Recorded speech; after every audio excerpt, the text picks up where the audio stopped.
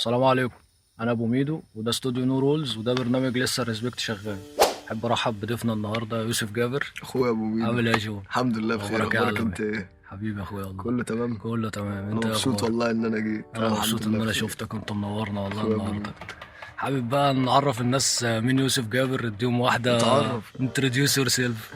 انا يوسف جابر بالعشرين فيصل، 20 سنة. ده تعريف النفس بيبقى كده ولا تمام. بيبقى؟ ايوه هو ده المطلوب اثبات. 20 سنة في رابر داي دلوقتي بعمل باتلز، وبإذن الله في تراكات في السكة. يا مسهل الحال. طيب انت 20 سنه، قول لي بدأت مثلا من امتى؟ بقالك كام سنه؟ بدأت ككتابة، بادئ من زمان قوي. يعني من وانا صغير كنت بكتب. كنت مثلا بسمع اغاني عاديه ومهرجانات وكلام من ده كله. كنت تمام. باخد الليركس او الفلو اللي انا سامعه، ما كنتش تكتبه. بكتب نفس الليركس. كنت بكتب مثلا بنفس الفلو بنفس كل حاجه، بس مش نفس الرايمز. كنت بغير الكتابه. تمام. جيت شويه شويه دخلت اولى اعدادي تانية اعدادي كده، كنت بدات ساعتها ان انا اسمع راب والباتلز والبيفات والكلام ده كله. فالموضوع كان عاجبني قوي بصراحه. شديت. العدائيه والتستوستيرون والكلام ده كله. طاقة اصلا. فجيت بقى قعدت اسمع والكلام ده كله لحد ما دخلت السعديه وانا في اولى ثانوي. اولى سنة. كان السعديه بنين في الجيزه العسكريه. حلو. انا كنت ساعتها بتفرج على رابور داي، وخلفيتي عن الباتلز كانت دي بقى تكون كوميرشال بقى وكاميرات ومش عارف ايه، لحد ما انا لقيت ان في باتلز بتتعمل عندنا في السعديه وبتاع، والشباب بيطلعوا بعض في حوش المدرسة وباتلز وكلام من ده كله. حلو. فانا الموضوع عجبني بقى، وبدات ان انا امارسه. ما كنتش متفرج بس، كنت تمام. بدات ان انا امارس الموضوع، انزل باتل وادس بقى حد واقعد باتل. طيب الباتل راب، يعني انت مثلا لما بتخسر باتل او كده بتبقى حاسس بايه؟ حاسس ان انت قصرت، ولا أنا حاسس ان مضحكش عدم عليك، توفيق، أنا ولا حاسس ان الباتل اصلا الكتابة فيها بتبقى اهم حاجة؟ لان انت اعتمادك الكلي على الليركس. بس في اوقات انت مثلا ممكن تبقى موفق كشخصيا ان انت حضورك حلو، ممكن الحضور يغلب الكلام. يعني ممكن انا اقدر العب بيك بحضوري بس، زي مثلا ديزاستر. بس اقول لك على حاجه، ده هيبقى في دماغ الناس بس. لكن الباتلرز اللي فاهمين عارفين ان انت اللي بيمارسوا الباتل بالظبط، لان الباتلز هي ليركس سكيلز بقى وكلام من ده كله. هي باتل راب الكلمه على بعضها. ايوه. مش هاخد كلمه باتلز دي راح اتخانق مع واحد اشتمه وانا مش بعمل راب، وفي نفس الوقت مش هعمل راب بس وانا مش بتكلم اللي قدامي او مش بباتله. فلازم الكلمتين دول نمزجهم كده ببعض، يبقى الباتل راب مبني على سكيلز. انا بعمل سكيلز وانا بباتل، وفي نفس الوقت اكون بهز اللي قدامي وفي اطار الراب في الاول وفي الاخر. وانت في رايك الراب سين في مصر في المستقبل طالع ولا نازل؟ الراب سين في مصر والله الراب سين في مصر يعني من ناحيه الراب هو الصراحه بقى نقدر نقول فن شعبي مثلا، او اللي هو بدأ ان الناس كلها تسمع راب. تمام. الجيل اللي طلع كله مواليد ال2000 كله بيسمع راب. بالظبط، كله دلوقتي بيسمع راب. فانت عندك الراب خلاص بقى هيبدأ يتسمع يتسمع يتسمع لحد ما يبقى حاجة عادية. تمام. يعني الراب كان حاجة روشة بقى، واللي هو راب انت بتسمع راب ده ايه يا عم ده، وتنطيط وفاست فلو. كان زمان بقى الفاست فلو ده كان منتشر. لكن الراب سين بقى دلوقتي خلاص طلع بقى بقى مزيكا كله بيسمعها يعني. جو، عايزك تكلمنا على الباتل بتاعت لبنان، واليوم ده كان عامل ازاي من اوله كده وانت بتتحرك من هنا ورايح على الله. الباتل دي الصراحة يعني قدر الله ما شاء فعل طبعا. يعني حاجة كانت بس خلينا اكلمك بقى عن السفرية بقى. ايوه عايزك تكلمني من اول اليوم. الباتل مش مهم الباتل يعني هنوصل لها. احنا جينا في الاول. اول حاجة كان كريم كلمني. كريم دلوقتي المانجمنت في رابور داي. تمام. ولورد طبعا. فكلمني قال لي في كلام ان احنا ممكن نروح لبنان وبتاع. فقلت له عادي يا كريم، كله كلام ده. احنا من اول ما رابور داي اتعملت بنقول مش عارف مين هيروح لبنان مين هيرجع من لبنان. فقال لي خلاص ماشي، وقام قفل معايا. لقيت لورد كلمني وبيهزر بقى معايا، بيقول لي ايه جهزت ورقك ولا لسه؟ قلت له ورق انتوا بتتكلموا جد؟ هتودونا لبنان؟ مين شغال في لبنان دلوقتي؟ فقام جه قال لي لا ده هنسافر لبنان وبتاع، فلازم تجهز ورقك علشان هنروح نباتل. قلت له طب هباتل مين؟ قال لي لسه هتعرف. تمام. قلت له خلاص نعرف. قفلت مع لورد. انا لسه لحد دلوقتي ايه عادي يعني، زي كل مره بتحصل، مره فنديتا مره فرغالي وما بتتمش، لحد ما لقيت ديزاستر عمل لي فولو. ديزاستر عمل لي فوق. الكلام شكله بجد الموضوع بجد بقى. اللي قمت رايح طبعا بقى ايه مكلم الحاج والحاجه، قلت تمام. لهم ده في سفر ومش سفر، وهم الصراحه يعني مشكورين رحبوا بالموضوع ده جدا حلو وبتاع، ده. وبداوا يحسوا بقى ان اللي انا بعمله ده ليه لازمه في شويه. فايده اهو. قبل كده بيتحرك اهو. قبل كده انت كان عندك ايه راب يا عم ومش راب، كانوا سايبيني لحد دور الثمانية بلعب بقى هم كانوا بيتابعوا عارفين ان انت كانوا عارفين ان انا بعمل كده، بس ما كانوش بقى بيتفرجوا ويتابعوا وبتاع. دلوقتي دلوقتي متابعين. حلو ده. فلما عرفتهم في البيت قالوا لي خلاص ماشي، فهم برضو زيهم زي كانوا فاكرين ايه وارد يبقى كلام، لحد ما جينا شويه جهزنا الورق، عملنا الكلام ده كله. سافرنا، فجينا واحنا رايحين في الطياره انا حاسس ان هي ما فاهم في كاميرا خفيه يطلع مقلب في الاخر. فقمنا رحنا لبنان وعملنا ايفنت هناك، يعني الحمد لله كان حلو. اثبتنا العصب المصري شديد طبعا. ايوه ريسبكت ليك طبعا. كباتلز يعني ما عارفين ربنا اصلا. الجو هناك في لبنان ده انت بتتكلم على اجواء لبنان. نزلنا بقى من هناك لقينا ديزاستر وإليام، رحنا على طول على الفندق. بعدها قعدنا هناك شويه، نزلنا كان انا ونادر ومحمود وكارم ومايكل. نزلنا ساعتها مع جمول اللي بات النادر سينس. نزلنا اتمشينا وبتاع. لبنان ما تفرقش اي حاجه عن مصر في الطرق السريعه. لا والله كنت حاسس ان انا في مصر اقسم بالله. الطرق السريعه شكل واحد بس هي مدينه جبليه برضه، بتحس ان انت على جبل. مش جبليه على قد ما انت عامل زي المواطن. الكباري في حواليك زرع وبتاع، انت مش متعود على الدنيا دي هنا. رحنا هناك بقى، انت عندك لبنان تحفه بصراحه. جميل. المناظر الطبيعيه جميله. المناظر الطبيعيه والغير طبيعيه عامله زي والانسانيه. ايوه ده. بس الحمد لله احنا عارفين ربنا. الحمد لله عارفين ربنا. ايوه.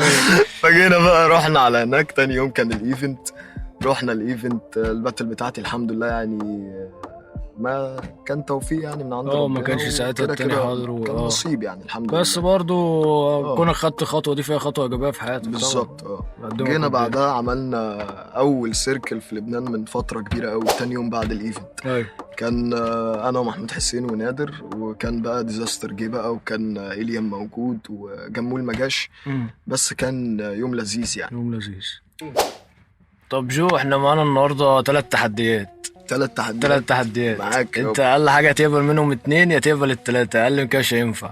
طب ايه التحديات؟ اول تحدي ان احنا هنعمل دلوقتي سوا بيت خفيف، نرص كيك وسنير وميلودي كده بسيطه سمبليه، ونكتب عليهم موضوع بيعبر عن يوسف دلوقتي في الفتره دي، حاجه هو عايشها. الموضوع ده معايا محزن بس بالظبط. تعبر عن نفسك. جميل. تعبر عن نفسك الفتره دي عشان بعد سنين 5 سنين 10 سنين تسمع التراك ده تفتكر الايام دي. فاهم؟ تفتكر الاحداث اللي دارت في الفتره دي. انا موافق بصراحه. الفكره حلو ده. حلو. ده اول حاجه.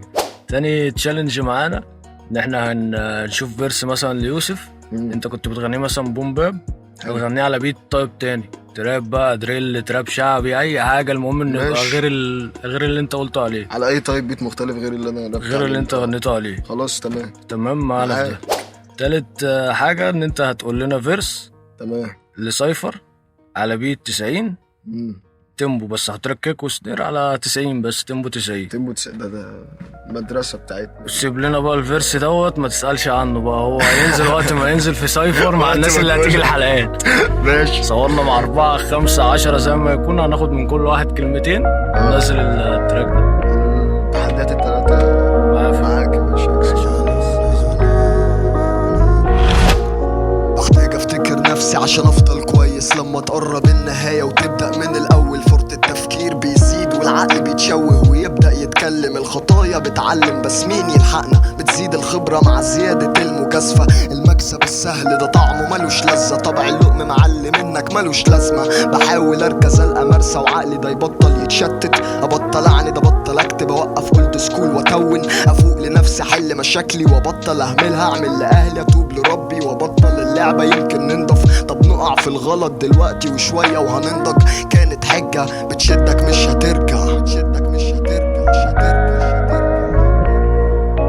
مفيش وقت للوم والعطلة، انت عرفت غلطك وانا عرفت غرضك، والنوايا من البداية واضحة، كنت معمي عنها وقلبي ده اللي كان بيفكر، مفيش وقت للوم والعطلة، انت عرفت غلطك وانا عرفت غرضك، والنوايا من البداية واضحة، كنت معمي عنها وقلبي ده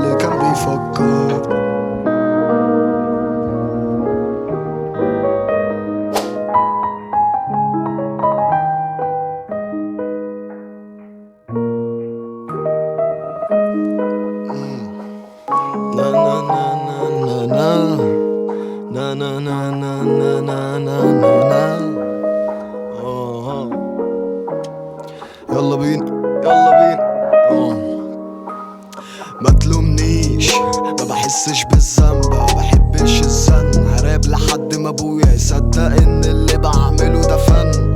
اقصد هراب لحد ما ابويا يصدق ان اللي بعمله ده فن. امسيس بكفن تحت الارض تعيش في كنف، هياكل اتحللت من زمن، ارواحها طلعت للسما. مدير مدرسة الشغب وانت مدير مدرسة الهزل. اضرب اللي ما يعجبنيش واللي يعجبني واضرب المثل. بالي طويل بتخانق مرة في السنة، بس وقتها صدقني هتحتاج لشاش وقطن كتير. الضربة مني قاضية بتطلع في 90. في اكس مدرسة وملكش عنده تقدير، في اكس ما يعتمدكش حتى لو خارج له من التوكيل. فانا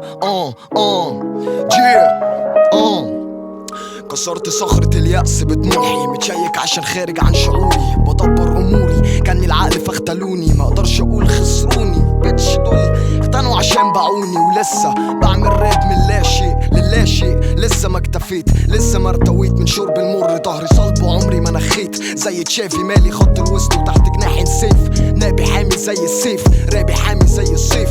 فاهم عادي سهلة نكمل وانا بفري على اي تايب بيت. This is how to be MC. عشان حاسس اني ممكن اكون بتشنق في حبل افكاري، بس على العادي كل دول لما يجوا قدامي محدش فيهم هيطلع متراضي. عشان مش شرط كله على الفاضي، كله كلام وبيطلع على اراضي. خلي الدنيا دي بس عادي ممكن اني افري، عشان مش شرط اجيب اي رايم عادي بخدمها. بس عادي دي الفكرة اني ممكن اهندمها، ممكن اسستمها اعيدها من الاول. بس يوسف جابر الفنان، يا عم انت اللي فنان.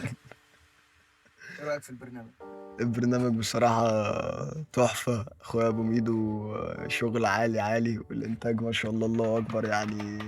شغل كفاءة وبروفيشنال على كلام الناس بتاعت الحاجات الانجليزي. ايه الفايب اللي انت كنت حاسس بيها؟ كنت حاسس ان انت مرتاح؟ انا مرتاح طبعا. انا حاسس ان انا والله يعني وسط اخواتي بخلص كل حاجة في السريع. اخويا اقسم بالله. فكنت بقول لك انا الناس بتشتكي من حته ان انا باخد وقت في الكتابه وبتاع، انا باجي هنا بخلص فيرس في التاني في التالت وكل ده بيتسجل. اخواتي يا جدعان. طب سافل الانتاج سافل الانتاج سافل ابو ميدو. اخويا ابو ميدو.